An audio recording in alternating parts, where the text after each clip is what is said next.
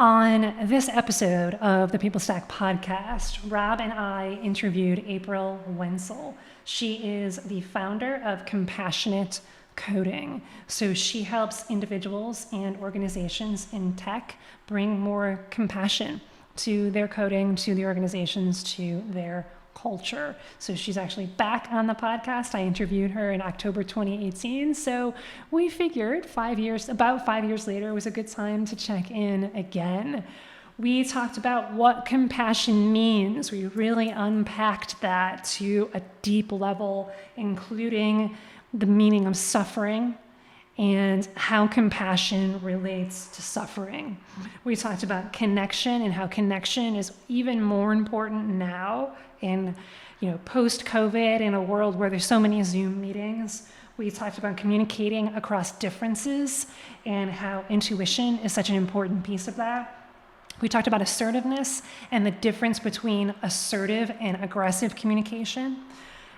We also talked about mindfulness and spirituality and how that plays a really important role for leaders like you. If you want to bring more compassion, if you want to have your team perform better, you have to bring the compassion. You have to inspire that compassion. And in a piece of that is mindfulness and even spirituality if you want it to be. So we had a fun, multi-layered, valuable conversation. And I know that whether you're a seasoned technical leader who wants to use this information to inspire your team, to inspire your organization to be more compassionate and to perform better, and so that you can all have more fun, or whether you're more early career or want to move into coding or software, I know that you're going to be able to extract some really valuable distinctions and to-dos and action items from this conversation. So please enjoy.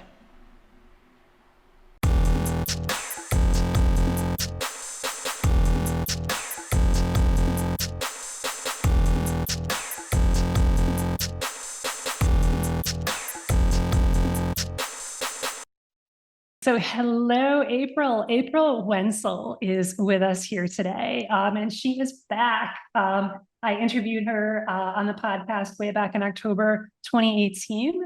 She is the founder of Compassionate Coding, and Rob and I are really excited to talk with you today, April. It's so awesome to have you here. I'm happy to be here. Good to see you both. Yeah. So let's dive right in. What do you do at Compassionate Coding? What's your mission? So at Compassionate Coding, I teach emotional intelligence skills of all sorts to people in tech. So mostly engineers, because my background's in engineering, software engineering. So I may teach communication skills, leadership, mentorship, avoiding burnout, basically the human side of things, but how it applies in tech. So sometimes that involves actual code and how we write code in a compassionate way. And it also involves how we communicate about code. So it runs the gamut there. Love it. And what kind of methods and product services are part of this? I'm assuming there's maybe training, boot camps, things like that. Yeah, it's a lot of trainings. So I do team trainings at companies for the most part, where before the pandemic, of course, it was mostly in person, because when you're talking about sensitive issues, it's really helps for everyone to be in the same room and feeling the energy. During the pandemic, I adapted and, as we all did, and embraced the virtual environment. But for emotional intelligence stuff, I still personally prefer in person. So a lot of times when teams have offsites, that sort of thing, that's a good time for me to come in. And I'm also currently working on an online training for individuals. So there's sometimes people at companies where they can't bring in the training for whatever reasons. Maybe they don't have buy-in, et cetera, but individuals will be able to access it. So that's the other thing. And I also publish content online. Just a lot of times when I give a talk at a conference or something like that, I'll just put up free stuff online about it, just because a big part of this is just getting the word out and hoping to instill more compassion and spread some awareness and tips and all of that. So I see that as part of the work as well. That's awesome. Oh, I love this. I'm so excited to dive in. I'm remembering some of our conversation from almost 5 years ago, and I definitely want to catch up and add even more layers to that. And Because as I know you know, April, and I know that our listeners know, there's going to be a lot of overlap in terms of what we do here at the People Stack and our mission and what your mission is. But before we kind of get into that, I'm just out of curiosity, it sounds like the major players in your business would be companies coming to you and saying, hey, can you come and do a training for Yeah, us? that has been how it's worked. Yeah. And it's been really nice because I never have to do the hard sell. I put out content and I like to see it as like a beacon. Like I put out, my thoughts and that sort of thing. And then the companies say, oh, we could use that. And then that could be helpful here. And so I really like that approach too, just from, I don't know, how it makes me feel, right? Like I don't want to be bugging people. I want like to just offer it up and see what happens. I love it. I love it. That's the way the best marketing works, I think. We feel that way about some of our marketing as well, where it's just, I'm attracting it. I'm the magnet. We're putting this stuff out there and whoever wants to do it, once is attracted to it and feels that it's valuable, then they can contact you. I imagine there's a number of companies, right, especially right now, are wanting to look at the people or the human or the quote unquote soft side of things, which has very hard outcomes, which I know we're going to get into as Yeah. well. So what would you say would be the top, I don't know, 2 or 3 or 4 overarching topics that companies either request that you talk about or that you find that there's a need to talk about? Yeah, that's a good question. For each training, I didn't mention, but I do customize it. So basically, I do sort of kind of like a user interview with the manager and people on the team to hear what's going on there, and then create content that addresses those specific issues and interests and that kind of thing. But that said, there are some common themes that come out. I think a big one lately, not going to come as a surprise, is helping people feel connected and feel that sense of belonging in this virtual world, which again, the virtual world does help people, help make it more inclusive in some ways, and that people can work remotely, and sometimes that works better for people. But there are costs as well. So I think one thing we've been talking about a lot is how to bring that sense of belonging and bring that connection, especially when it comes to junior engineers. So a big issue that I've been seeing come out of companies is the senior people are super happy. They get to spend time with their family. They're off, in these like great like houses that they've been able to get from their years in tech. And then the junior people come in and they're in like a tiny apartment and they live alone and they don't have experience and they're totally lost and they're afraid of bugging the senior people and they're not doing great. And so that's just one example, but where there's kind of like competing interests and needs and that kind of thing.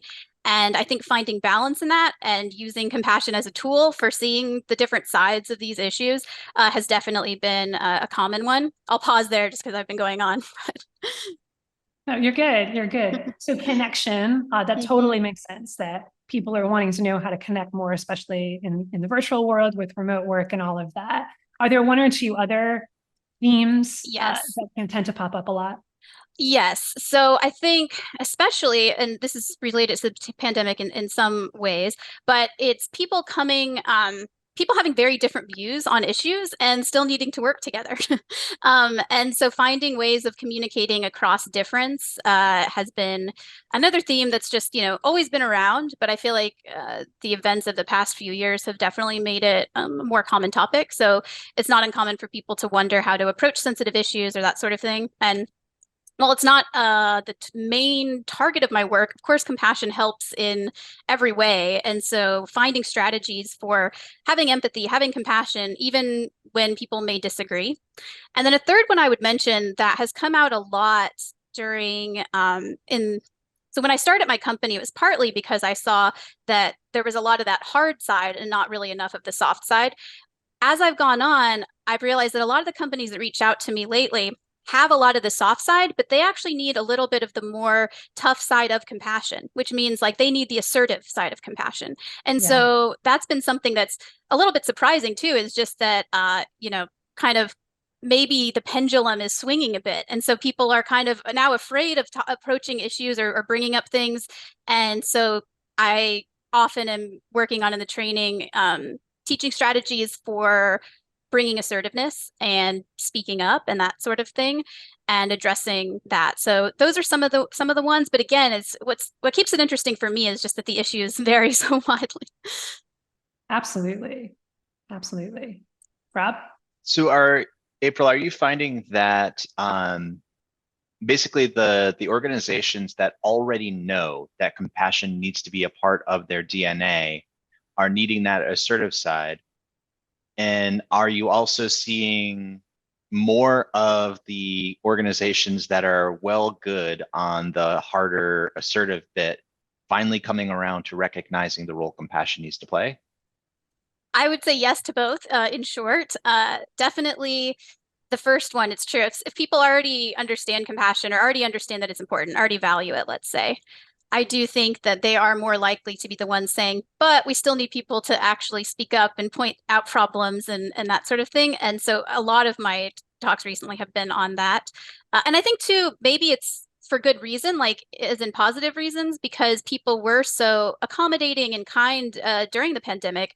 And so, sometimes there's this fear of speaking up because they want to be understanding, but what people come to understand is that sometimes speaking up and giving direct feedback is how you are compassionate, and it's how you help someone grow, and it's how you help the team that function better. So that's true. And then I do think it's also true that people have softened a bit in some ways and opened their hearts a bit more to the idea of compassion, even if they were strongly against it in the past. And I think we saw this even before the pandemic. We started to see some of the prominent figures in tech that had previously been kind of the famous curmudgeons coming around. I won't call anyone out because it's not about that, but had started coming around and speaking about how, hey, maybe there's something to this whole understanding emotions and treating people well sort of thing. And I think that the pandemic also helped open hearts in that way.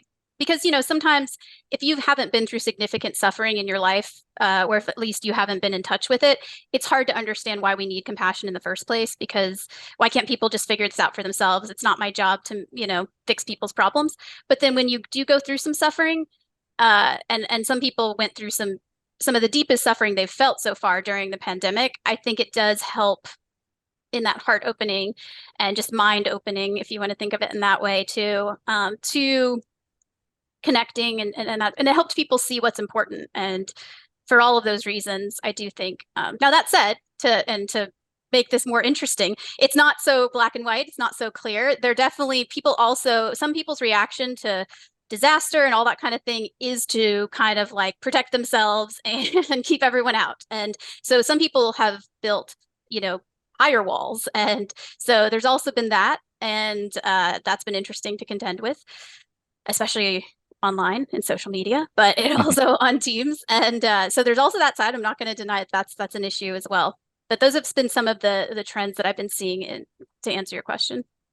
Good. It's good to see both sides of it sort of coming to fruition.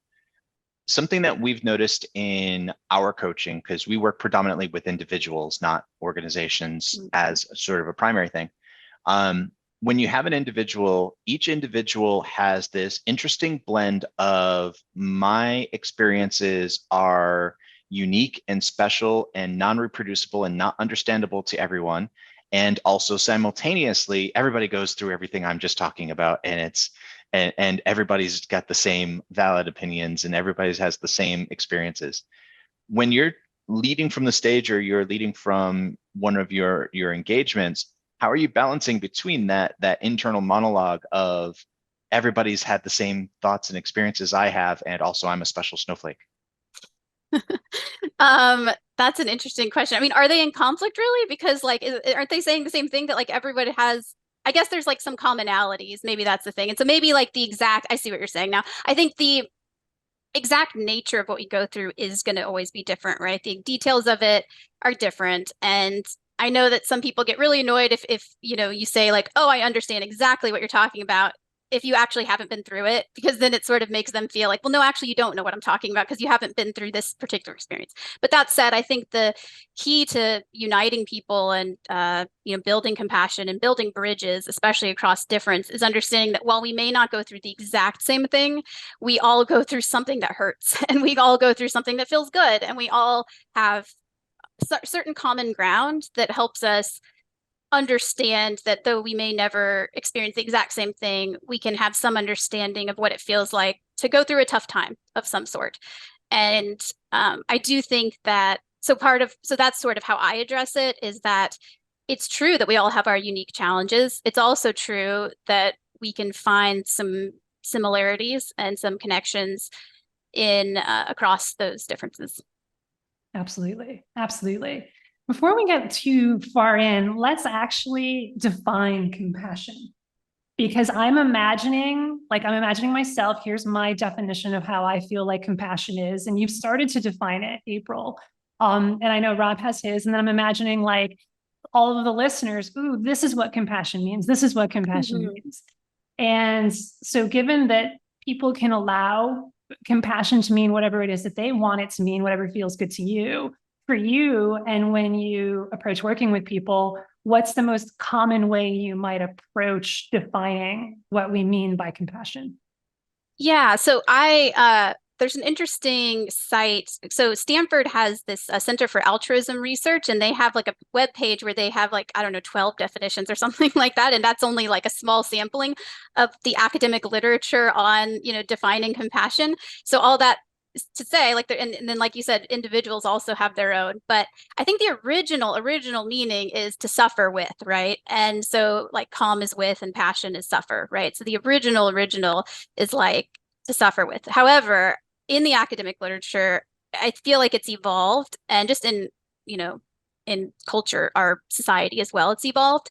And so how I like to think about this, and this comes from some of the papers on out there, especially some of the work at the Greater Good Science Center over at UC Berkeley. They define in some of their stuff, they define compassion basically as the ability to understand suffering in people and the desire to alleviate it. So I sometimes simplify it myself to this idea of empathy plus action. So to make it very simple, but also probably to oversimplify. But basically, it's not just understanding what someone's going through, but wanting to do something about it. So wanting to take some sort of action to help alleviate suffering. And again, this is not the only definition. And some people, even define empathy in different ways, right? So it's like, this can get very complex, but then, so I don't lose everybody, I try to keep it fairly simple when I'm first introducing it. But how about you? I'm curious to hear, how you think about it, since you all also, have thoughts on this topic.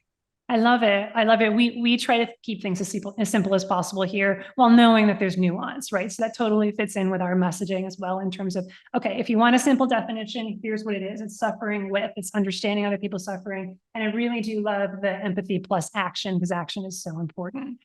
So then that brings up suffering. What is suffering? We actually talk about suffering quite a bit here at the People Stack. And one of the things that we often say is the suffering is optional. Because the way that we define suffering is that you can be emotionally regulated through the crisis. So whatever crisis might be happening, whether it's a global pandemic, or here we're on Maui, the fires of Lahaina just recently happened as of this recording. Yes, there's crisis, there's devastation. And through that, I can still rise. I can still be at peace. Where the suffering might be, to define it one way, I'm emotionally dysregulated. I'm allowing the fear, the anxiety, all of the, the disempowering emotions to take over me. I'm unconscious, as some people might call it. That's how we might define suffering. So do you define it similarly to that, or do you take a different approach to it?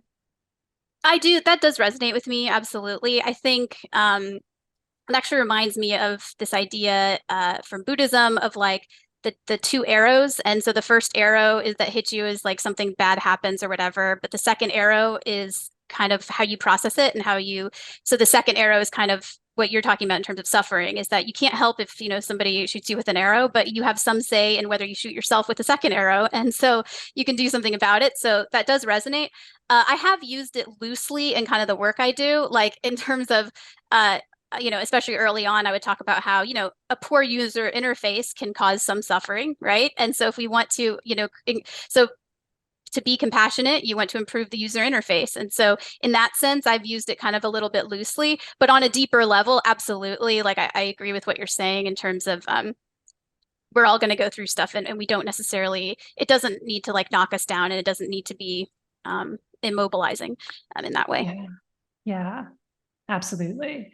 So keeping on these three themes of connection, communicating across differences, and assertiveness, it's the assertiveness one that is really calling to me right now that I want to talk about a little bit, because we've actually found this is something we've been coaching our clients on more and more as well. We've found very similar patterns in that people across all different shapes and sizes and stripes and backgrounds and genders and everything are needing a bit of assertiveness training, and they're asking for it, right? I'm letting people walk over me. I'm just saying yes when maybe I should have said no. How do I say no? How do I stand my ground? Even when it's the littler things, but especially when it's bigger things, like in the face of bullying or harassment or things like that, that assertiveness really plays a huge role, for example. So one of the things that I've found to be the most helpful is it's just one piece of it though, but it's what's the difference between assertiveness and aggressiveness.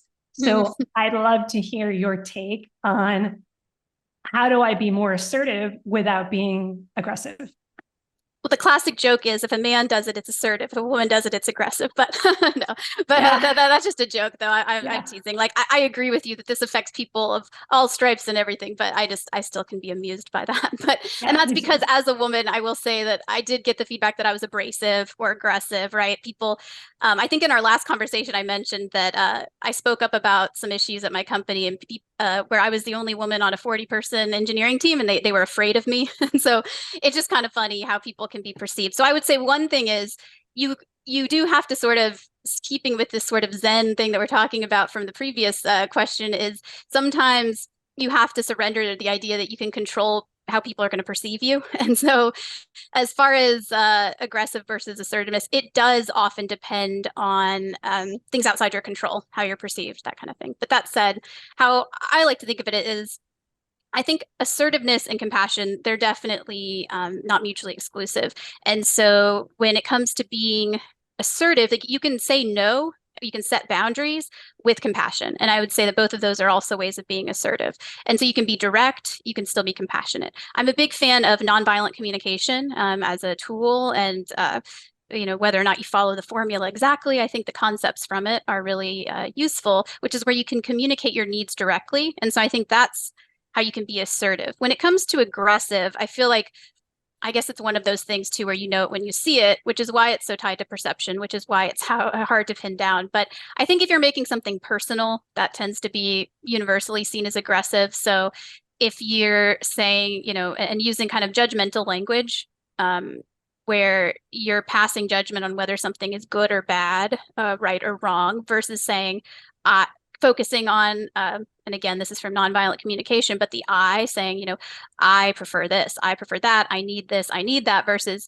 you're doing it wrong, you are bad at this, you're annoying me. Like then people are like, oh, that's gonna be seen as aggressive. And of course, though, there are things that, like when it comes to tone of voice and things like that, that people will perceive as aggressive or assertive depending on their own biases, their own past experiences, whatever. And some of that you have less control over, but depending on the relationship and the trust and all of that, can kind of modulate that in the moment.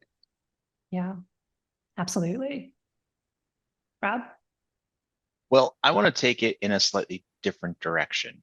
Okay. So we deal in people's dream careers and their dream lives. And as an entrepreneur, you're kind of setting your own sail. Had we had this conversation not 5 years ago, but 6 years ago, is how much of what you've built since would have been predictable or even understandable as being the dream you wanted to build? Oh, that's such a creative question. I like it. So, it would have been very hard to predict this particular path. So, but it's one I have heard this thing that you can kind of understand your story in retrospect. So, like as I look back, I can understand how everything came together and all of this. But no, if we spoke 6 years ago, I just would have been, verging on burnout, like not a happy person, not a pleasant person. You probably wouldn't have wanted to talk to me, to be honest. And unless you just, wanted to take pity on me and help me in my little situation at the time. Takes Be apply some compassionate. be compassionate, be compassionate. But yeah, no, I think I was lost, and I didn't. I was just so burnt out. When you're so burnt out, it's really hard to make any sort of plan because you can Mm. barely like function. And so, no, at that time, I don't think I would have imagined like what has happened. Because, and I remember mentioning that what I'm about to say in the previous conversation that we had 5 years ago, where like I do take things kind of as they come. Like I've applied kind of the agile principles to how I approach the work that I do, and so I rely on, like when I run into people, there's serendipity, and it's like, oh yeah, this does sound like an interesting project, or I go and do things I enjoy and then I cross paths with interesting people. And so because of that, there would have been no way really to predict it. So I haven't like set a goal and then been like, here are all the steps, and then let me exactly do these steps and then I reach this goal. It's been more like, oh, who knew I would be doing like a keynote at some conference in Europe, or who knew that I would like somebody who is writing this like amazing book wants to like feature a story on my company. It's like, or you know what I mean? Like these opportunities, I don't think I even could have imagined. Like I was just like, oh, I don't want to be miserable in like, these tech companies anymore. And so let me do something to get out of it. And then sort of like evolved from there. Wonderful.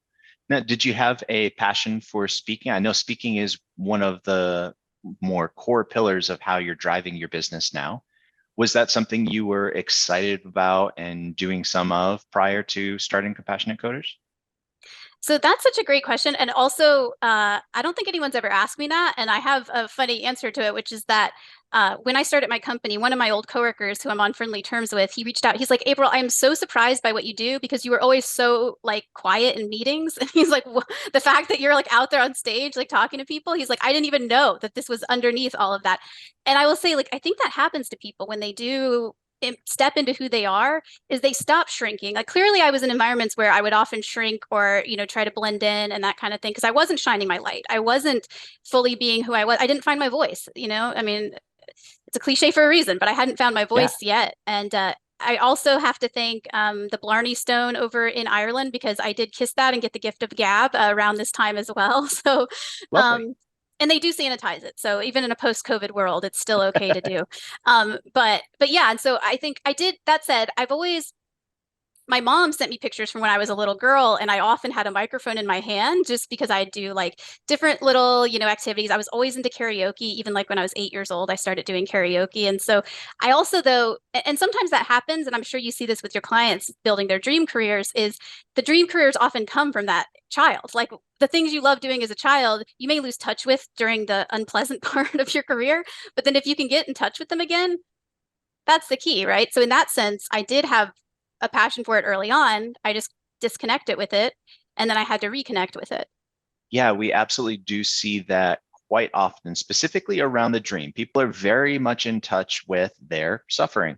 They're very much in touch with all of the circumstances around them that are not going in the way that they want. But it takes a good deal of prodding to break people out of their shell and imagine a world where that all of that stuff wasn't true and they were able to do whatever it is. Question I often ask people is, if you had $10 million in the bank, everything else was already paid for and taken care of. You've got great investments that are going to keep refilling that. You don't need to worry about overspending it ever, ever, ever. Your children's children are taken care of. How do you spend your day once you've done all of the whining and dining and traveling and all of that other stuff? And mostly what comes out of that is something like, I would take on a passion project. And then that allows them to tap into what's really going on. So if you had 10 million in the bank, free and clear, is this what you would still be doing? Well, that's a good question, guys. You're going to cause me to have an existential crisis here. I bet, hopefully you all can coach me through it with your experiences. No, I mean, I was just thinking about it as you were speaking, actually, because sometimes the thing that pops into my head is like, if I could do anything really would be to like have a vegan food truck and like just kind of like do that. And like, just because I don't know, that would be fun. So maybe I do need to pivot. I don't know. Now you got me thinking. But that said, the parts of my work that I do now that I love, like I love doing this. Like I love having conversations. Like, it's Friday, it's a Friday afternoon, evening, whatever, and like getting to talk with interesting people who are passionate about similar things. Like this is a beautiful thing. And like before this, I was having coffee with somebody that also is in the tech space and like, wants to, create awesome things and change things and whatever. And I told her that like we met at like noon, and I said the only thing I have is at 4, and I'm doing a podcast. Other than that, we could just kind of have the day and we could just take it wherever. And so that freedom is definitely something that I've always wanted, and that part is definitely there. I also get to read a lot, and so I get to read books on compassion, on emotional intelligence, on tech, on everything, and I get to read and then process and then write, whether it's actually a blog or whether it's a talk or whether it is. So I get to create. And so those pieces would absolutely be the same. I do think that the pandemic has caused me, the reason I joked about the existential crisis is, the in-person stuff is starting to come back. But during those days when there was none of that, especially because I live alone, and so I didn't, it's been tough. And so there was a time where I thought, if it's always going to be virtual, I can't do this anymore because it's not going to fulfill me. And so that's the part where, so I'm sort of in that period where it does seem like it's coming back more where I can do in person. And so I still have hope on that. But hey, the plan B, vegan food truck. So wonderful. You can do both simultaneously. You can have a vegan food truck and then just somebody else manages it while you're off on a speaking gig. I like this idea. So if you imagine a world where for whatever reason, the virtual remains to be the easiest way to connect with folks, if not the only, but more like the easiest, what would you want to shift? What would you need to shift in order for it to actually work? And I mean like really work, not just like, oh, I can do it, but just like be as badass or better than all of the in-person with the travel. Yeah, who would have thought this would be like a free coaching session? This is amazing. So this is why you should hire these people. See how good they are? Like they're helping me right now live. Oh, you can't stop. It just happens. Yeah, no, I love it. That's how you're doing what you're meant to do right there.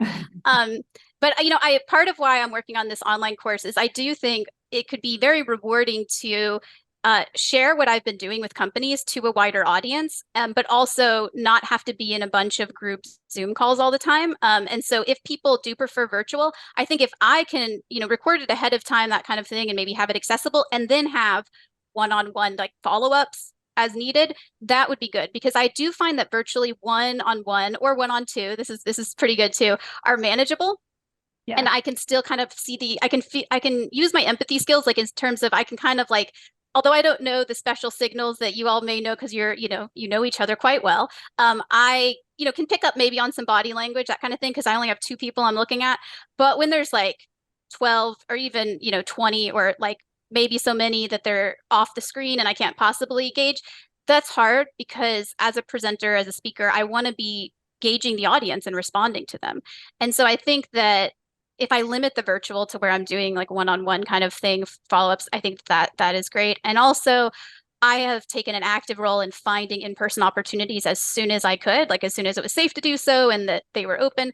I have been out there. And so finding that balance, I think, has been helpful. And so as long as I can have some in-person, enough, not just some, enough to not feel, to kind of fill my cup with the in-person, then I can do more, I could do, some of the virtual stuff as well, and still connect with people. Wonderful. Cool. So I have another question that's along the same lines, in terms of, I expect that this will lead to you describing a bit about your career and where you've been. And I know that we talked about that 5 years ago. It's okay if there's a little bit of overlap here, but I want to kind of come into that from maybe a potentially fun perspective, which is a question that I actually ask myself a lot, which is why tech? right? So clearly we have these overlapping interests in the people's side of things, the compassionate side of things, the soft side of things, whatever you want to call it. And we also have overlapping interests in the tech community. And so I'm curious for you, why specifically focus on tech? That's, yeah, that is a fun question. As you said, I do like that. Well, I grew up playing computer games a lot, so I kind of have a little bit of that stereotype there, even though, I may not look like the stereotype that people think of with that. Like, I actually was like, I was a like gaming nerd. I mean, that's what I did when I was younger. I think, I was dealing with enough kind of stressful things, as all youths do in one way or another, and I would hide from those a lot of the time on my computer. So I got very into like playing video games and living in these virtual worlds kind of early on. So then when I was able to build those and learn to code, I was like, oh, this is wonderful. I can build these worlds, all of that. And so I think that that's why that sparked my initial interest, was this ability to create. It almost felt like, well, it is learning new languages, but it really felt like this just completely new tool to like create. And that was amazing. And so that's initially attracted me to it. And I still, like I said, really enjoy the innovation and just, again, how tech really can help solve many problems. Like, it's not the solution, and I know people tend to sometimes give it too much I don't know, power, and think that, oh, it can solve all our problems. No, that's not true, but it has like improved things in the world. I mean, the technologies that we have, like the fact that we could communicate at all during the pandemic across, in different continents, I mean, that's thanks to technology. I mean, technology is wonderful in that way. And just yeah, I think that optimism that has to be part of technology, that we, to dream bigger and to think bigger, and to think outside the box and all of that. Love that. And then the only thing is reining it in a bit with the people stuff, because again, any extreme is going to take you too far. And if you're all in on the tech thing and optimization and all of that, I think then you're like, oh, well, people are very inefficient, and they're the problem. So let's kind of optimize out the people, and then, well, and so I think that balance. And then I will say too, on a personal note, like my parents, like one was kind of more focused on science and that kind of thing, and the other was more artistically focused, and creativity and all of that. And so I think that somehow too, I'm like a mash of that. And so I think that as far as how you talked about like these, why both, it's, yeah, because like I am both, and I think I won't be totally content if I'm only doing one. Love it. Love it. So would you consider what you're doing now to be your dream career? Oh, that's the tough question. For now, it is. And I think, well, let's say, how about this? In Before the pandemic, I would have answered that in a heartbeat. Yes. I would have been like, yes, I am on top of the world. It's amazing. As soon as like early 2020, it was like, oh, I found it. I found it. I don't know how to pronounce it, but the ikigai, do you know what I'm talking about? Like the overlapping like Venn diagram. It's like it's this Japanese concept of like, and in the Okay. suite, so it's like what you're good at, I don't know how to pronounce it right, but it's like what you're good at, what you people will pay you for, and something What else, and you it's like love, what like you your love, passion. and then the Yeah. sweet spots in the center. Yeah. And so before the pandemic, compassionate coding absolutely was in the center, and I was like, all right, I found it. Like I said, the challenges there really have caused me to question it. So it's hard to answer that question with a complete yes, because I think I'm in that liminal stage. I'm in the in between where I'm, not sure. I'm going to continue doing this in some capacity. That's for sure. But the exact nature of it is ever evolving. Oh, that's so honest. I love it. I love your honesty here. And we ask pretty much every guest that question for obvious reasons. Yes. Yeah, and I just really love the honesty there, because that's part of our message, is that your dream career is your dream career until it's not. And then how do I figure out what's next? And just it speaks to the ever changing, ever evolving nature of life. And it's a huge part of our life. So yeah, I love that perspective. I know it's going to resonate with lots of people. Yay. As you look at your career evolving, your dream evolving, and then your career moving to match that, what would be some of the things that you would want to have as part of that future dream? That's a good question. I think um I think more connection with people kind of in a longer term. So I've had repeat clients where I do talks with them, and then I do a training with them, I do follow-ups, and then I maybe do another training with them and that sort of thing. So I've had some long-ish term relationships with companies and that sort of thing. But a lot of the stuff that I do, like I used to often speak about how it's like planting seeds of compassion. And so many times the direct results take a while to like grow. And so, you plant these seeds, and then sometimes like just the other day, someone was tweeting about a talk that I did in 2018, actually. And was like, oh, this inspired me. And I was like, oh, that's great. And who would have, like, if I would have given that talk and then expected all of the result, then I would have been disappointed. Right. And so that's why I always saw it as planting seeds, because this is like a long game. And so I think, some form of more connection, like I've thought about adding on more of a community element in terms of especially online, given the way things are, but there's all these things about community management is such a difficult thing, as we're seeing the social media companies all try wrestling with it right now, and there's no easy answers. And I will say that very much so, because having known people trying to work on this, and you might think from outside that like, oh, you just do this, and then it's or you just follow these rules, and then that's fine. No, there's no easy answer there. But anyway, so yeah, I think that a way of having community might help, because that way I'd be in more consistent contact with people. I've started that to some degree through restarting a newsletter that I connect with people over, and people respond back. And so I'll write like a long newsletter, they'll write back a long note, and I'll read it. Like I read those because I love hearing from people. And I see this feedback online. I've seen people like tweet about like, your email shouldn't be longer than XYZ, whatever, which I understand. It's trying to optimize, try to be efficient, but I love long emails. So I may regret saying this too much, but but for now, bring it on. I love reading them. Can you see yourself evolving your organization so that your community is a tribe of like-minded people that give talks and trainings and wherever they're local to? Oh, yeah, that's an interesting idea. Like, almost where it's like a train the trainer kind of thing. And then I have like maybe yeah, people have asked about that before. I was very like against it, because I would say, well, I like to bring so much of my personal story into it that it would be weird to have people saying the same stuff that I'm saying, but they don't have the experiences like that I went through or anything. And so sometimes maybe, but I do question myself, like maybe that was more ego driven, and I was like, oh, I need to be the one. And I don't know, I'm just admitting it could be partly that. Who knows, like all of our subconscious motivations. But I think that is a possibility. I'm more open to it now, I think, because scaling this out, I think, is important. And like, I love the connections I've been able to make, and like resonating with people in person, and one-on-one, and just seeing seeing people make changes has been so powerful, and just on teams and all of that. But I do think you can reach a wider audience, of course, if you have more people doing it. And also I think it would serve people well, because people would love to have, little local meetup groups that they could go to and, talk about. I mean, if I wrote a book on compassionate coding, which I originally intended to do, and then, things happen. As they do. And actually, to be honest, I might write one day, but I'm glad I didn't write one before the pandemic, because I think I've matured a bit in terms of my approach to all these issues. And I know this is always probably the case, but I think I would have cringed if I had written one before, just because I've evolved, and I know we all have. And but something like a pandemic, it's just, I don't know, that's like life altering. But anyway, all that to say, if I wrote a book, people could have little book clubs and that kind of thing. So that's also been something I've thought about.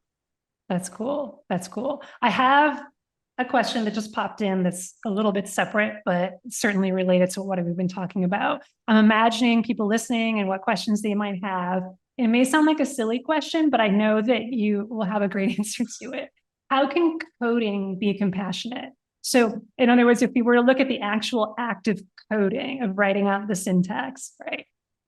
Let's focus on that, right? Maybe not necessarily the people aspect of it, but how do we make the actual act of coding and the letters on the screen compassionate? So I'll answer that in a few ways. The first is that no matter any situation, the one human you can't remove from it is the one writing the code, right? So like, even if they literally are just writing it, so like that person's always going to be involved. But that said, as far as your actual question about the words on the screen, I think in terms of like how we choose variable names. So like how we what we choose to name things and label things in the code has an impact on how much it could be understood by people who read it in the future. And so if you apply empathy while you're coding, you can choose the words you type that will help other people understand what you're trying to communicate. So if you choose like not very descriptive names, if you're reading that in the future, if other people are reading it, it's not going to be very compassionate. The other thing is that the code is producing something, and an app, whatever, a website, you're building something, and thinking about the choices that you're making while you're writing that code clearly is going to have an impact and can cause or alleviate suffering in people. And so I think you can't have compassion without people. And so there's at some point there has to be people. But as far as like the human in front of the screen writing the code, it's also self-compassion in terms of like I used to mentally beat myself up a lot while I was coding because I would be like, oh, I'm such an idiot. And like I can't figure this out. Like, and I would use really negative self-talk. And so I think that plays into too, like when we're actually in the act, the what's running in our heads. But so I mentioned variable naming, also just like how we structure the code, like how we structure, how we build APIs that may be consumed by other people. All of the code is going to be touched by someone, even if it's just our future selves. And so designing all of that with compassion in mind can be really helpful. And then there's little things like, well, yeah, I mean, I guess I don't want to go down too far down with that. But anyway, and how we choose to name things and trying to increase the number of people who will be able to understand it and who, I mean, sure, won't be too offended by it. So if you, I guess that's where I wanted to avoid, but I'll go there anyway. Like if you use if you named every variable like expletives as the far extreme without like, that's going to maybe bother people. So I think in that way too, if the code's going to be read by anyone, then compassion can definitely be applied. Yeah. Self-deprecating humor is profuse in method names and in Git commits. And then we had a wonderful series of changeovers as people renamed the primary branch of their code base to either be primary or main or something more neutral than what it was prior. But then yeah, the self-deprecating cringy humor that runs amok within dev teams, because when your stuff doesn't compile or it doesn't work the way you expect, you do take it personally. When you're working with an organization, how much of that intersocial stuff has to come to the fore and be dealt with? Yeah, so it definitely varies on a case-by-case basis because as you mentioned, some of like self-deprecating humor can be healthy, it's like it helps us process situations and especially on a team where it's part of the culture and people understand the humor and people don't use it against others, but it really is just a healthy kind of jokey kind of culture. I think that sometimes it's fine. I think it's more about communicating within the team what is appropriate and that kind of thing so sometimes, and that can vary from team to team. So I think that there's not a universal blueprint that people can use in terms of here's how the language norms you need to stick to, because it's just going to depend. And of course, then when you bring in a new person, it's important to incorporate that into the culture. So if the new person, to be honest, like this did happen at a lot of companies where if it was mostly a culture where it was like all men, then there are certain like in jokes they could make because they are a certain in group and they could make some jokes and people, maybe weren't offended or whatever. It was just a cultural thing. And then like oftentimes, then you do bring in the first person, the first woman, whatever. And, not even that she would necessarily be offended, but just the fact that you're bringing in someone who's not part of the same subculture. You're not part of the exact same like in group that you had before. Then yeah, maybe, certain things you need to change. And so I think that that's kind of the tension that we work with when we're dealing with teams is just that there's always going to be, we do have sort of a culture, but then we also want to be able to grow and adapt that culture so that it's not, so that we can be more flexible and so that we're not keeping people out for the wrong reasons and that kind of thing. So I think that some of the language can be funny and jokey and it's fine. It's not hurting anyone and people like it. When it starts to cause a problem and when not everybody's on board and that kind of thing, that's when it becomes an issue that needs to be discussed. Yeah, and that can get pretty thorny, right? I can imagine a situation where you have this, culture that's been built over the course of years and years and years, and then someone comes in or multiple people come in and it and they voice, perhaps, let's say assertively even, right? Saying, I really don't appreciate the way that we're communicating. Can we find another way? Then the people who have been doing this for a while, how are they going to react? Well, they're going to react how they're going to react. And some people might be fine with it. Oh yeah, that's cool. But some people may get very defensive about it. I can imagine that happening. And it just speaks to this. I love the idea that you can't really detach the people from the coding, because there's a human who's doing the coding, and then there are usually multiple humans, and then there's multiple humans on the other side of receiving whatever the product of that is. And just like with writing, like writing a book, writing a song, writing a poem, when that person is approaching it from an empowering place, the most empowering place possible, then that code, that syntax, those words, that music is going to be even more, it's going to be better in just so many different ways. So how much of what you do is focused on like the coding aspect of it, like, the variable names and how it's structured, versus the people aspects, right? The communication, the assertiveness, the, working through challenges and differences kind of thing. Yeah, I mean, it's hard to tease apart, to be honest. Like, it really is hard for me because I think that they overlap so much. So like a lot of times people, like past clients have sent me like the pull request code review kind of like exchange. And so we have this like conversation where people are communicating, but we're talking about very technical concepts as we might call them. And they're just telling like, oh, should we use this? Should we name it this? Should we name it that? Like there's this debate. But yeah, like I'm picking apart too, not only like, they may, because here's an interesting thing is sometimes when people are super assertive, maybe even aggressive in their communication, it's because they care so much about the technical side. Like they know if we go with this approach, it's going to save us in the long run. It's going to be good for us. It's going to be the compassionate thing in the long run. And so they care so much about that they lose sight sometimes of how they're communicating, because it's like, I care so much about this that I'm not able to communicate necessarily. I'm not able to stay calm because I care so much. I'm so invested. And so it's hard to tease apart how much it's because they're so overlapping that it's yeah, like it's very rare that I can say like, oh, this is just a people thing. Because sometimes when there's tensions between people, it's because of something that happened in the code. And so and then when there's tensions between people too, it also affects, how they code and that kind of thing. So yeah, so that's my non-answer to that question. Oh, that's great. That's great. I'm glad I asked and I love it. I love it. Rob? Yeah, it's interesting because this has been a topic in multiple of Jen and I's coaching over the past week and a half, even. Citizenship behaviors and the expansion of citizenship behaviors as you go up a career, I'm going to use the word ladder, but we know it's not really a straight line process, are really, really vital. In my personal definition of what a senior software engineer is, a senior program manager, a senior product manager, et cetera, these people are going to spend a significant portion of their time building a better culture for the people who are, for lack of a better term, behind them on that ladder.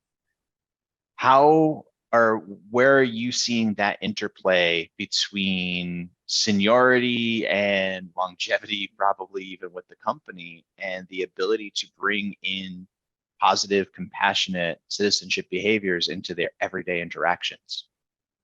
Yeah, that's a good question. I think that as you grow as you accumulate more power in the organization through becoming more senior in whatever way, you are able to introduce these concepts more and people listen to you more. So you have a little bit more freedom, and also just people already kind of trust you. And so you've already like built up your reputation. And so you may be in a position to bring in these thoughts. However, there's some interesting research that like as you become more powerful and that kind of thing in different contexts, you can become less empathetic, believe it or not, because sometimes like if you lose touch with what it was like being, not the person with the most power in the organization. And so because of that, there's an interesting thing that sometimes the people who can make the most difference are not as motivated to make that difference, which leads to junior people who come in, maybe the first hire who's trying to like advocate for something, and they're not in the best position to do it, to be honest, because they don't have a lot of sway in the organization. But what they do have is a fresh perspective. And so I think the answer here is to help like at both levels, right? And so a lot of times when I'm communicating, whether it's something I'm publishing online or whatever, I am aiming for the people who are already established in the organization, because I've built up the reputation, having been in tech and being in leadership positions, that I can kind of leverage that a bit to connect with them, and then they can to try to convince them, and then they can help people earlier on and help establish these things. I do still have some communication with people earlier on, but the messaging is different, because people earlier on, it's more about like what power they do have, because you always have your personal power. Like I have to remind myself that. I like to remind other people that no matter what situation you're in, and we touched on this a bit in terms of suffering versus pain and that kind of thing, but no matter what situation you're in, you have a choice. You have some choice in that matter, right? And I mean, even Viktor Frankl in like Man's Search for Meaning, talks about this. Like we have an ability to respond to what's going on, even the most horrific things, but definitely in terms of what happens at software engineering companies. And so because of that, when I'm speaking with people who are earlier on, more junior, that kind of thing, I don't always say, okay, well, here's how you change everything in the company in the first week that you join, because it's setting you up for failure, and it's just going to feel disempowering. However, you can plant seeds too. There's always, and I will say this too, is that there's always, you talked about this ladder. If we continue with that, there's always people lower down on the ladder than you. And so no matter where you are in your career, even if you literally are just learning to code, there are maybe kids who don't even know what coding is. And so maybe, you can volunteer with children and help increase, availability of these skills and accessibility of them to different groups. And so there's always going to be somebody, and like how you said, it's not actually lower, it's not actually higher. It's just more people maybe earlier on in their path, whatever it may be, on a different path, it's like in whatever. But the point is, we all have different ways of contributing. And so, yeah, I think if you approach it from different levels, you have a good chance of making a difference somehow. Yeah. I have a sense. So I'm taking it as a given, because it's my expectation and my experience that being compassionate in all of your communications, being empathetic to others, building as big a tent as you can of the people that you have, is the best way to go forward for teams of all sizes, shapes, structures, regardless of what you're trying to accomplish. That is an assumption and an assertion I'm willing to make no matter where I go. For others who are not quite there, can you talk for a moment, April, about what's on the other side of doing the sometimes challenging work of shifting your language, shifting your culture, and shifting your focus to be more empathetic and compassionate, and shifting an organization on that? Yeah, so I'll answer that with somebody. So I feel like I also have always kind of felt it to some degree, that of course we want to do this. And so it's hard for me to answer in that sense, but the answer I'll provide comes from a conversation I had the other night with somebody who is very established at his company. He's been in the industry a very long time, and he's very high up at the company. And he said that when he first started getting trainings on any kind of communication thing, whatever it may be, that he rolled his eyes and he thought, why do I need to do this? This is not, of course I know how to talk to people. Of course I know how to be a good person, all of that. And that's often the first response. And I'm guilty of that myself.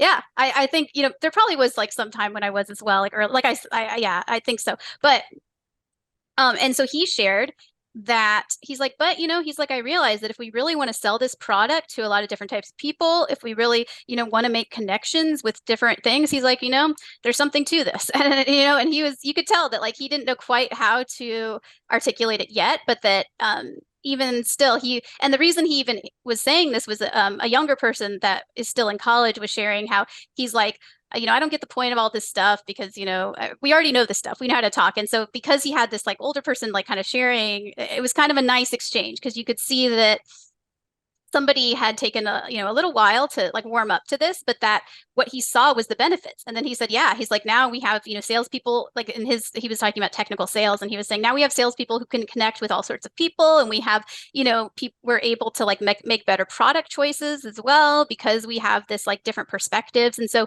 there is a lot of research to support the idea that people with different perspectives can come together and, create better products. That's true.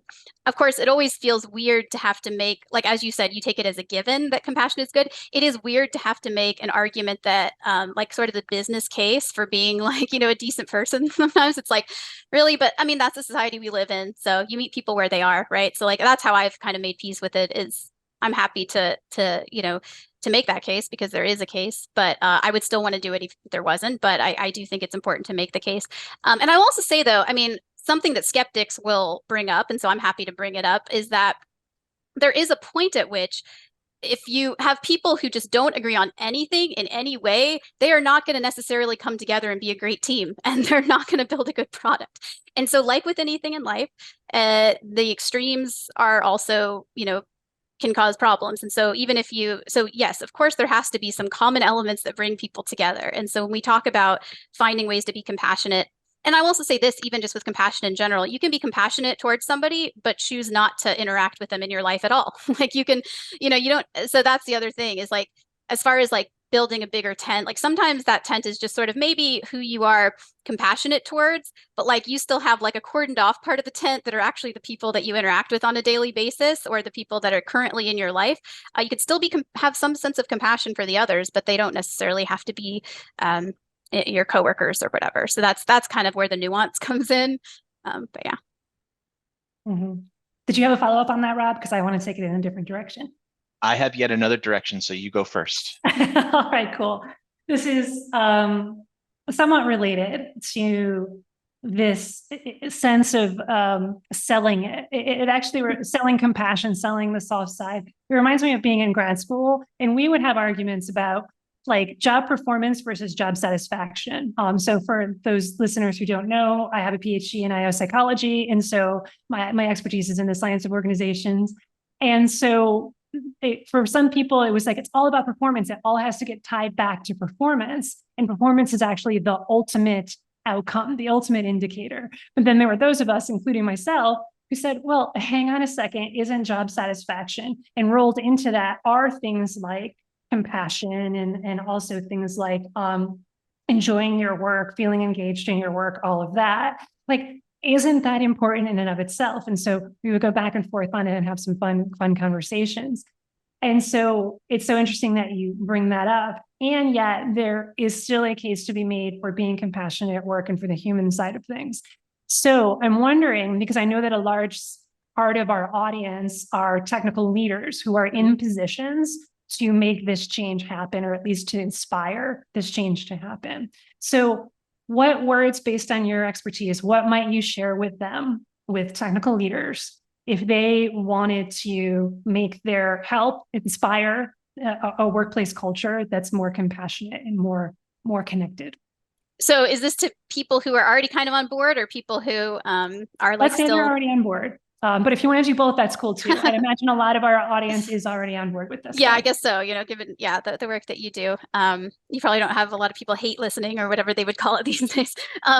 But I think that yeah, I mean, where to begin? Where to begin? So the leader is in this great position where, like I said, because they've built up kind of the bank of like reputation, and they have like this experience, and they have they're able to like make these conversations that I think, to bring more compassion, it's to, even if you can't remember what it was like just to like be curious and talk to people about like what their experience is. And so, compassion in a lot of ways is often just involves listening, involves active listening, which, you two are very good at with your active listening and follow-up questions, but that's a big piece of it. So like, I mean, the easy way for leaders to get started with this is just, being open-minded and listening to people and understanding that people are coming in with different values and people are coming in with different experiences. And I think one shift we've seen in the industry is that where there was kind of more of a monoculture in a lot of companies where it all, what looks like a software engineer, like what their interests are and whatever looked a certain way. Like now we're seeing like people have different interests and can be software engineers, and people have more balanced lives, and they may,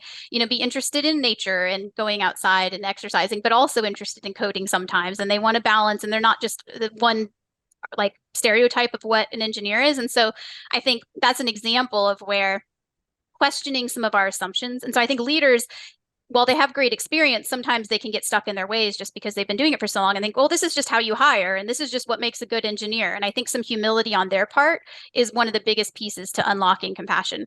Another thing is like what's rewarded in the company. So if the company, as you talked about with performance, so if the company only rewards like whatever measure of performance they have, hopefully it's not this, but like lines of code or something, like let's just say it's some sort of metric.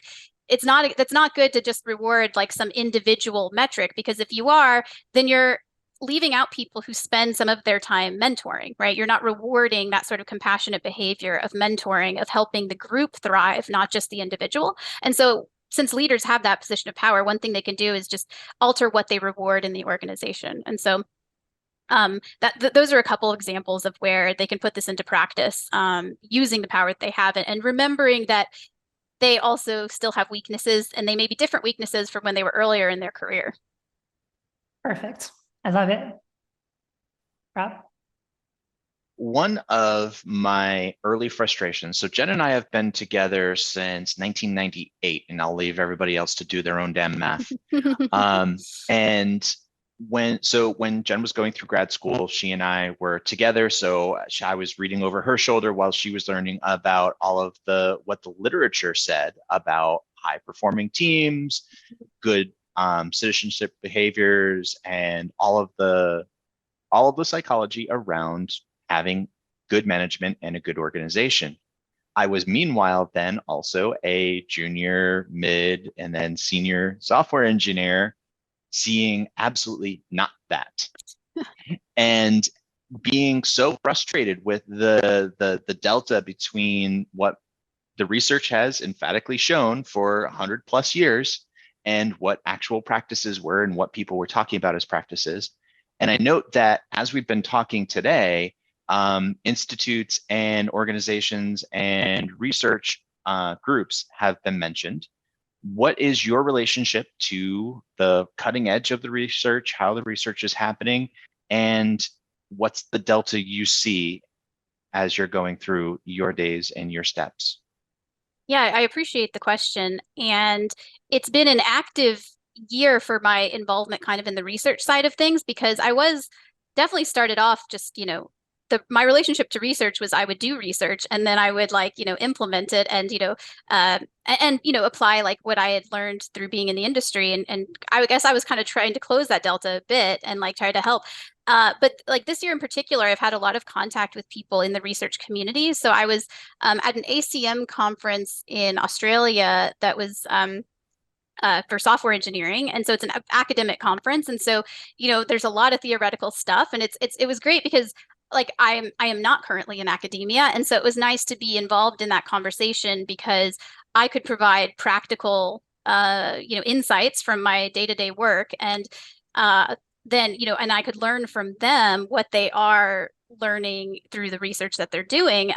And to be honest, like one thing that's been amazing since we last spoke was just that there's been so much more research. So like, I feel like when I was first coming up with talks, I was trying to scrape together what I could about software engineering, like teams and their success in terms of research. There wasn't like a lot. There was some, of course, but it was hard to find, and it wasn't like it didn't always apply. And, but since then it's expanded so much. I mean, I was just reading a paper on developer thriving. So that's a keyword people can look for, developer thriving. And there's so much research now on that in terms of how that will how, and again, it helps look at not just individual success, but kind of like team success and sense of belonging and all of these wonderful things. And so I see, because, tech has kind of matured a bit as an industry, we're starting to realize that we're not so special and that we don't get to just do things our own way and, and neglect. We're special. Yeah, we get to like just neglect like all, organizational and management like research for years. I mean, sure, it's great to innovate, but like some things, like there's a reason they've been around for as long as you said, is like some things actually do work. And I think it's a little bit of the hubris that like we thought like, oh yeah, we could just like throw the book out. It's like, okay, no, there's some reasons that we have like that, these things can work and some things don't work. And it's good to challenge those too. And tech has been, good in that way too. Like some like, agile kind of like applying that across like different industries. I feel like, outside of tech even has been in some ways, a benefit. I mean, again, nothing's perfect and whatever, but like I think that good things can come from tech. I think people not having to wear suits all the time is probably a nice thing that tech helped normalize. But that said, people are on the other side of that too, and they're like, oh no, we should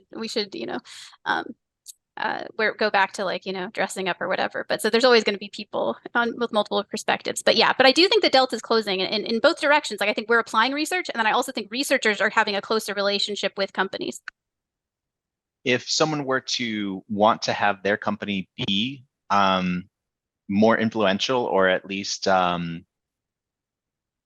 more helpful in bringing more of that practical to the academic, do you have avenues that you can suggest for them to get involved in, or to who to reach out to? Yes. I mean, I don't think I didn't realize this, but like researchers are eager to connect with people in the industry. And and this is something turns out that they're people too. Imagine that. And like I guess I didn't realize the extent of it, but then I was like, as I got involved in some of these like organizations, I was like, they'd like, yeah, we're trying to make our stuff, apply more in the industry. And like, but we're, what's going on in the industry and all of this. And especially because in some ways, like I said, the virtual world like connected people, but it also kind of stopped some of those hallway conversations that used to happen at events where some of this like, stuff would be shared. And so I think too, there's just a sense of like, what's even going on out there and like, across different, fields or whatever. And so I'd say if people want to get involved, like it probably will not be hard to find a researcher that wants to talk to you about this. And so like I'm actually working on a collaboration with a researcher that's involved in like emotions and in the like encoding and all of that. And so I may have a very close relationship in the sense of some of her research may become things that I implement in my compassionate coding work. And so I think that like the way to do that is to like do some good old research online. I feel like we're using the research so much, it's losing meaning, but like do some searching online for the keywords that you're interested in. And you'll find that in the academic, this is one tip for people who are far removed from academia, is they often use fancy words for simple things. And so, yeah, which, it's nice, but like sometimes when they like, yeah, they're just they use like longer words than maybe you may be used to, but they still may be talking about just like pull requests, and they may just be talking about like variable names or something. But so you may have to do some decoding on that. But there's probably some like human factors is a phrase that's good to look at in terms of software development if you're interested in the human side of things, because that's a word that is often shows up there category. And I will say when I brought that up at just like a casual tech meetup, they're like, what does that even mean? What are you talking about? I thought, I work on human factors and da-da. And then she's like, what is that? Like, and so I think that yeah, so that said, it might be a little tricky, but you can do it. I believe in you, the people, the listeners. Awesome. Yeah, so I want to change gears a little. Yeah, okay, cool. Also, human factors. Yeah, totally terrible name. Because that was part of my training. Was training in human factor psychology. At that time, it was more around like the design of things, and the design of systems, and seeing systems as an open loop. But I can totally see how I've been a little bit detached from the academic world, because you kind of have to be to run a business. So learning how the language of marketing. But yeah, human factors is a great keyword there. And yeah, researchers are people too, connect with them. So yeah, let's change gears here. And actually it might not be too much if you feel like it, but it's actually not. I want to talk a little bit about mindfulness and spirituality. Let's do it. Because one of the things that we've found, these have always been fascinations of mine. And I started out like dipping my toe in it. And then I find that the more and the more that I share with clients and with our audience about mindfulness, but even straight on spirituality, right? So mindfulness is that nice sort of there's science and then there's spirituality. And then there's like, what's the middle part of that, right? That sort of is the bridge. It could be mindfulness because there's tons of research on mindfulness. And you can talk about mindfulness without hopping on the woo-woo train at all. But I love hopping on the woo-woo train. And I find when I do that, our clients absolutely love it. Like 90% of them. Some of them are just like, no, that's not for me. And that's fine. And that's cool. But I'm wondering what your experience has been, if you've had similar experiences in talking about these kinds of things, and if you've been finding it to resonate with people. Yeah, well, and so because I'm like 7 years into my business now, like I'm going to be less, scared about talking about this than I would have been maybe when I first started, because I didn't want to alienate people by diving in and bringing it in. But of course, like compassion does have that, association. I mean, one of the books that I read that really resonated with me and has been hugely influential in my work was 12 Steps to a Compassionate Life by Karen Armstrong. And she's, of course, like a religious studies person, right? And so her book is a lot about how all like kind of moral philosophies and religions of all types, like seriously every single type, that at their core, they're about compassion. And so and again, though that includes moral philosophies, so even that is like not just about religions and that kind of thing. But that said, it's funny. So just last night, I was at an event for women entrepreneurs, and because of the area that I live in, this is a very I live by the beach. It's got that beachy vibe. There's a lot of woo. There's a lot of woo woo. It's a woo woo place, and I. At one of the meetups, somebody was talking about, past lives and what she learned from her past lives. And somebody was talking about, like last night, they were talking about astrology. And I'm like, oh my gosh, if my tech friends were in this, they would be like, they couldn't sit through it. They would rage quit the meetup. But I thought, I honestly love sitting in on all of this. Like I can absorb, and I'm not saying like, oh, I just agree with everything and like sign on to I'm part of every religion and every spiritual whatever. No, but like I also think that just as a society, we've been so, especially like lately in terms of the scheme of like humanity, we've been so focused on like just the rational side and all of that, and like just the cold kind of clinical analytical stuff. And I think part of maybe why your clients are open to, I would venture, is partly because of this hunger for something spiritual, like even if it's not, and I think that can have a broad meaning. And so it doesn't, I think even like the atheists, even people who have really strong like anti opinions on that, are open to something bigger. And I think too, of some sense, like, even if it is just a bigger, some of the unknowns about how the universe works or that kind of thing. And so anyway, so in my work, to answer you more specifically, like I have shied away from the woo-woo train a bit, in the sense of was talking more about the science, because I was like, partly because I used to be really skeptical. Like I used to make fun of some of my friends and stuff for like, their woo-woo stuff. I would say like, I really would make fun of them. And so I'm going to own that, because I did. And I'm much less likely to now. Now I'm like, I can appreciate stuff sometimes in a metaphorical sense. I can appreciate it in a, well, who knows, maybe sense. I can appreciate it just in a, wow, like I'm going through a really tough situation. I'm willing to try anything. It's like, I think for all those reasons, I'm not surprised that it's resonating with people. And I also, but so I'm more open to it. I definitely, I was on a call earlier this morning with a woman who was we were talking about tech stuff, whatever, and she quoted Rumi. And I was like, that's exactly like, let's get spiritual. Let's like talk about, that kind of thing. So yeah, I think that's part of an interesting shift too. I don't know if you're familiar with a Wisdom 2.0 conference in, it's like this, it's basically kind of like a tech and woo kind of thing. It's like, they've been having, they have conferences and about spirituality and the intersection with tech. And so I do think that there's like the growing openness to that. And I will say it's partly because of podcasts. I think a lot of podcasts are covering this territory. Well, not a lot, but like more are. And so I think it's opening people's minds. Plus, going through a tough time sure makes people like open-minded about stuff sometimes, like open-minded solutions, that is, or something to keep going, some sense of hope. Absolutely. And I would share that I was the same way with our business, that I didn't touch it with a 10-foot pole in the very beginning, because I thought that it would that people would rage quit, right? Or whatever the equivalent would be in our business. And then I just started doing a little bit more and a little bit more. And yeah, people love that stuff. Our people do. I think part of it too is because both I converted Rob over to the woo-woo shoot shoots. Nice. So That's I think a success story. because like we're passionate about it. and they feel that passion. So I think that's part of it too. Like, just, hey, this is what we want to do, and this is what we want to talk about. So yeah, it's really exciting. I was a reluctant, slow convert, but once I got on board, I became the conductor of the Woo Woo Choo Choo very, very quickly. I love And that. then, and then that allowed us to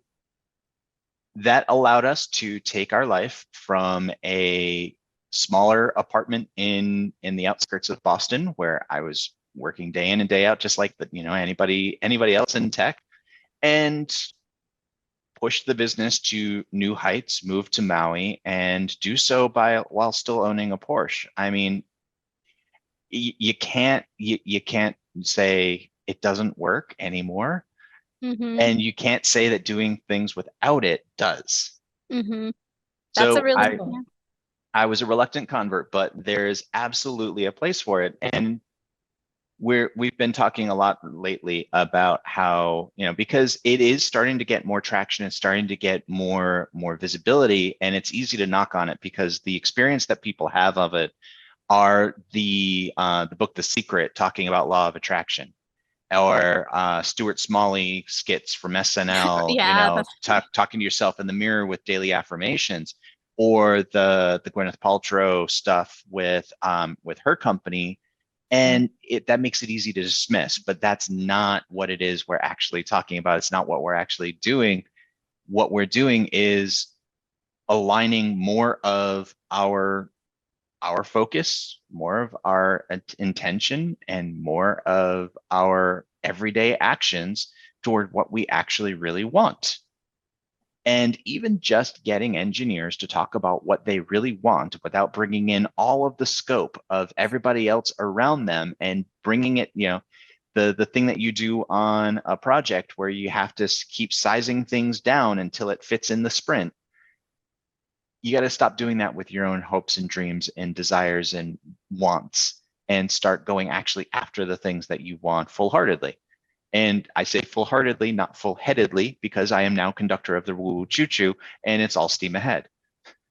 I love that. I love that. I hope you can convert more engineers to that side as well. I do think you get them on board that train, because I really do think it's like, when people can touch into that heart space and whatever that means, I mean, like, that's the energy we need. Like, that's the energy the world needs, is like people Yes. who have the head talents and have that kind of thing, like bringing in more of their heart to what they do. Yeah, absolutely. Absolutely. Go When ahead, you think about bringing, so I want to keep going on that, because Sure, Woo Woo Choo Choo away. Here we go, making stops in Chattanooga. So where do you see the biggest gap between the heart that needs to be brought and the heart that exists when you're having your interactions with different organizations? Since we're going on the woo-woo train, I will say I heard Marianne Williamson talking about how, like, on a societal level, how the problem is not really most like individuals. Like, there's not like a problem where people are just bad people. Like, we don't have like a world that's mostly full of bad people or anything like that. It's the structures that are set up, and like a lot of those are remnants of, a society where maybe it did pay to be like more of a quote unquote bad person or whatever, where people took advantage of certain situations, et cetera. And so I think that's true on an organizational level, in the sense of a lot of times, like, a company can be full of good people, like honestly good people with good hearts, but where, they're following a pattern that they saw from the past and it doesn't really work. And so, even a company full of good people can have really bad outcomes and can be really unhappy, and people cannot be feeling good, and they can't, and so I think, and Jen can probably speak to this, having a background in all of the organizational stuff. But I think that's kind of a lot of times what I work on, is helping companies adjust their structures and adjust like their just kind of the shared vocabulary, just all that kind of thing, to be to come from more of a place of like rewarding the things that, like I said, like in the past about like how earlier in terms of rewarding mentor and rewarding some of those things are ways to do it. But you kind of, if you have like a rubric that you follow for performance reviews that's like left over, and it's like doesn't take account to those things, then you're stuck in like this, you're stuck in your ways there. And so I think some of it's stuff like that, just like these remnants, like, just, does this serve us anymore? Does this work? And like, is this working? And I think that a lot of it comes down to that on the organizational level, I think. So archaic power dynamics, and how much would you also attribute to toxic masculinity? And I mean actually toxic masculinity, not like just holding a door open for somebody. Yeah. No, so toxic masculinity. So I'm like, I feel like that's a phrase that I've tried to retire using, although I understand it, like, because I think it's misunderstood. But I think that I think, just so I will say right off the bat, that it's not that masculinity is toxic. It's that there are elements of masculinity that can be taken to a toxic extent. And similarly, there are elements of femininity that can be taken to a toxic extent. So I do like to clarify that, just because that's absolutely something that I've noted. Like, there are definitely groups where, like, femininity taken to the extreme, like, can lead to like sort of this gossipiness and whatever and kind of thing. And I mean, that's not an untrue thing. Like, there is some truth to that. Anyway, so that to say, like, I think that I actually have, I think there's the legacy systems do set up this pressure. And so sometimes that does drive some of these behaviors that we often like group together as toxic masculinity. But since we've already like cracked the woo-woo thing here, I will say that like I really do see like the evolution of tech is kind of more balancing the masculine and feminine to some degree, like, but not men and women, but just the energies of masculine and feminine, which can show up in all configurations. But that it's been so heavily masculine, even if a lot of that was good masculine too, not just the toxic side. But and then we need more of that feminine. And so clearly compassion, although it is not by any means limited to women or feminine people, it has been seen as sort of a more feminine trait. And so I don't always get into this. In fact, I'm not sure if I've ever said this publicly, but here we go.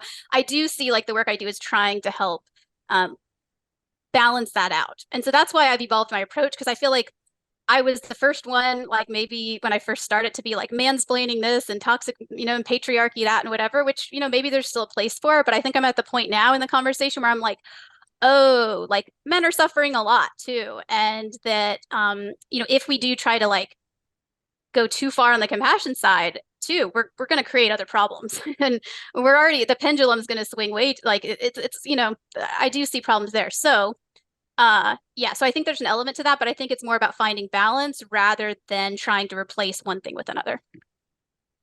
Wonderful. I'm going to define at least masculine energy as being the focus on logic, on structure, on rules, on hierarchy, and on trying to cram things into something that approaches predictability. How would you define the feminine energies, or even counter that definition? Yeah, no, I think that I agree with that definition. And I'd add on one that I've heard too is like kind of short-term thinking has also been lumped in that, like trying to win in the short term. And I think, the balance of that, the feminine side, I think we do bring in more of that nurturing. We do bring in more of that long-term thinking. And we do bring, in more of that kind of collaborative energy. It's just, it's funny because like some of the stereotypes that like used to like kind of anger people and still can, it's like there's some truth to it. It's just more about how we approach it with nuance, and like not trying to put people in boxes or say everyone's this way or everyone's that way, but kind of more understanding these kind of energies that we're talking about rather than individuals. But anyway, so yeah, I think that it's in some ways it's almost like, okay, everything you said but the opposite, but it's also more, but we don't, and that's why it's not about like switching it over. It's about coming to the balance, and it doesn't necessarily mean 50-50 split in everything. It just means finding that balance. And so yeah. And that's part of what makes it a little more woo, is because it's not something that you can just say it needs to be this percentage of this and that percentage of that. It's going to ebb and flow in both directions. When it's truly in balance, it's going to move back and forth between the two. I have found the most success of my career is bringing more of those feminine energies to the teams that I work with, because they have an overabundance of structure and overabundance of rules and hierarchy, and god awful overabundance of focusing on logic, which is, I could do a whole nother podcast on logic. I'm not going to get into it now, but I don't. Yeah. as we move forward into a more balanced space, what would be the dream? What would be the pristine nirvana that you would love to bring to fruition? That's an interesting thing. Like, I wonder if that desire to kind of achieve some, like utopia kind of state is also like, kind of a trait in one direction or the other. You know what I mean? In the sense of like, I don't think we'll ever get to that like perfect nirvana. I'm not sure. I don't think that like, I'm How not about sure a perfect Pearl Jam? Yeah, I love it.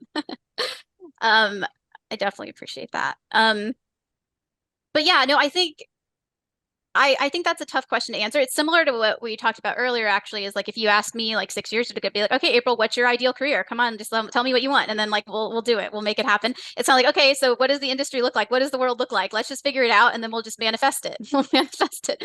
And I think it's one of those things where I wish it were that easy, but then I kind of don't, because then life would be kind of more boring if we just could like all have a big worldwide meeting and say, okay, let's do a retrospective and what's going well and what we want to go differently, and then let's change it. But I think any efforts to talk about this stuff and bring it more into balance, and I think conversations where we do kind of balance both sides are useful. Like this one, like this is a helpful thing to have, because I think people can listen to this. Like I would feel comfortable sharing this even with people who like, I mean, like, as you talked about, your listeners are probably already going to be open to some of these things, but like, I would even be comfortable sharing this with people who have very different views from me, because I feel like we've done a nice job in this conversation of kind of, what do they call it? Like sometimes steel manning the other side, sort of like kind of representing the other side with that, like not straw manning. It's not straw manning, basically, is that I think we've acknowledged that there aren't easy answers here. And so I think this is like a microcosm is kind of what I'd hope to see more of in society and in tech. Like during the pandemic, like some tech people came out with really strong opinions this way or that way. And then it's like, okay, now you're in this box or now you're in that box. And either, we don't want to talk to you, and, this group doesn't want to talk to you. And now this group will only talk to people who think this way, and all these divisions. And to be honest, like on an energetic level, it's like, this is not helping. Like, and so I think these conversations where we can kind of disagree, but still respect and still show that kind of thing, I think that this is a good example of what I'd like to see more of. Wonderful. 100%. And 100%. I think the fact is that there is more in common, of course, than there is not common. And even with the pandemic, that I was listening to a podcast.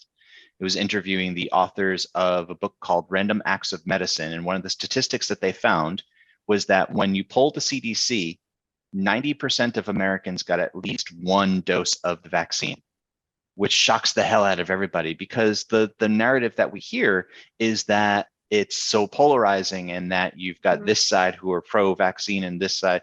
But end of the day, most people got some of it, at least. And we do have to remember that there is a far more similarity, far more in common. We're more often than not on the same side, trying to accomplish the same things. And it's nuance at the end of the day of how we go about it. Absolutely. 100%. So what I also wanted to add to this masculinity and femininity conversation was when Rob said, you said for you, it was bringing more of the feminine energy. Me too. And I am, and this just shows that this is not dependent on, the sex assigned at birth or your gender identity, right? That there are men who would say, I want to connect more with my masculine. And an example of a woman of, I want to connect even more with my feminine. And doing that has just opened up a whole new world of possibilities and fun and just joy, really. I know that word is thrown around, but I've experienced pure joy from that. And I think another thing that came to mind as we were defining the two, and I love your definition of masculine energies and feminine energies, and it's particularly on the feminine side, intuition, tapping into intuition. So that's definitely one thing that we work with our clients on about a lot. And so what's interesting here, just to shed some light on the magic, if you want to call it that, or at least the transformation that's available so what I've found so many times is when we're talking to a client and we get them to tap into their intuition, like they come to us with a problem. Oh man, how do I solve this problem? There's this person who's leading this project and they're doing it all wrong, et cetera, et cetera, et cetera. How do I approach it? The way that we approach, so the one way to approach it is to say, well, here's what the science says. Here's the best practices. Here's the strategies. But the way that we tend to approach it is, all right, I get it. So compassion, right? I get it. I understand, and really like affirming and connecting with them. I totally get it. I totally appreciate that. And depending on who the client is, there might be some work before this question, but it's basically, what does your intuition tell you? What does your inner badass tell you? And 9 times out of 10, if they're really connected to their inner badass, they will give the answer. They say, oh, I think maybe I should have a conversation with this person where we define the boundaries of this relationship. Spot on. Guess what? That's what the research says. That's what we found to work. Trust your intuition even more. And I think that this overlaps with one of the big 3 that you mentioned in the beginning. So the connection, communication across differences, and assertiveness. Communication across differences. How do we communicate across differences? We use our intuition, right? What does that mean? Well, that can take a lifetime of work to really trust your intuition. But what I've found is that when you can inspire people to connect to their inner badass, to connect with their divine within, to connect with infinite intelligence, to connect with their intuition, whatever language you use, we actually already know how to communicate, even in these tricky kinds of situations when there's extreme differences. So in terms of communication across differences, is this resonating with you? Do you use any of these kinds of approaches? And what have you found to work the best, April? Well, it really resonated with me, yes, because there was a time during the pandemic where, like, because I was assumed, like, before the pandemic, I was like, yeah, I'm learning about compassion. Like, I'm sharing this. Like, I feel like I was really feeling in touch with my intuition. I felt like I could approach even really difficult subjects and I would bring heart to it. And I felt like I never felt scared. I was kind of just like, no, we're going to do this. Like, I can talk about anything with anyone. Like, I was open to it. And then a lot of stuff happened during the pandemic. And I got this email on someone's newsletter, and they're like, here's how to talk to like your friends about X or something. And it had like these templates for how to talk to your friends to be sensitive about certain issues. And I was like, oh, I guess I should be doing it this way. And so then like a friend had brought up the issue and I sent them an email and I used this sort of template thing and tried to follow these rules that I thought, oh, I must be doing it wrong. I need to do these rules. And I sent the most awkward email. And it was like, you could tell that the person who received it was like, April, why are you talking about it in this weird, like stilted way? And I feel like so when I didn't listen to my intuition, when I was like, oh, maybe my intuition's wrong. Maybe I should be, following this pattern. And do I have it all wrong? And so that's why it resonates so much, because I was like one time I remember when I didn't, I was just like, it was so embarrassing. Thankfully, I recovered the friendship, but I was like, I'm sorry, I got this email and it told me to do this thing and I tried. Anyway, but that to say, like when that's it's funny because when you said that, like until you explained it, I was like, oh, interesting. The communication across differences, intuition. And then once you expanded, I was like, oh yeah, that definitely makes a lot of sense.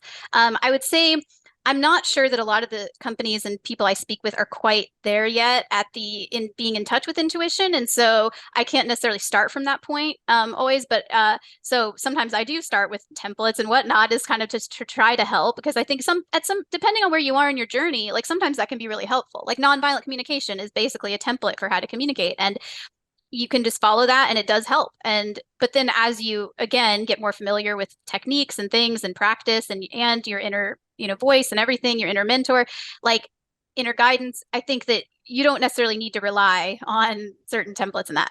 Anyway, so I do a mix of both. I think it's about, with this classic thing of meeting people where they are. Like, some people are just like, please just give me some sentence stems I can use and then complete. And I'm happy to start with that. And, let's do that. And then let's talk about how, as we practice, we don't necessarily have to follow the formula exactly every time.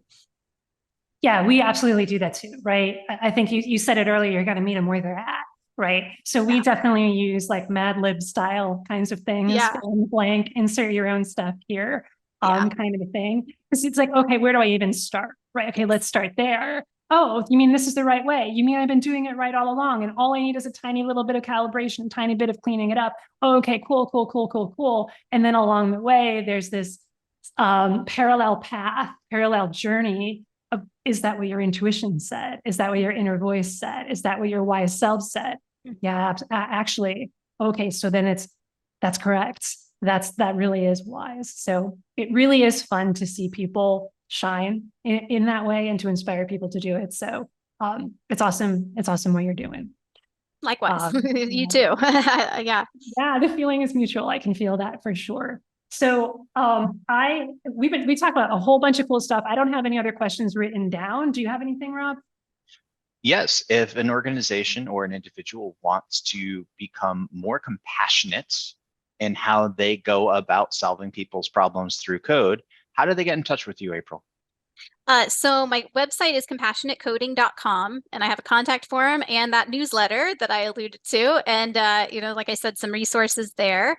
And social media is ever changing. So depending on when this even comes out, it's like, who knows what social networks will even exist anymore or what they'll be called. Or what they'll be called. Yes. Even in a few weeks, who knows? In a few weeks, it's like, what are they going to be called? Yeah, exactly. So who knows? But usually I go by April Wensel online, or so if you look that up, you'll find my latest things, and the website will stick around for a while. So yeah, and I, like I said, I accept long emails. So if you want to send me a long email, it's april@compassionatecoding.com. Wonderful. And do you have any speaking coming up that people can see you at?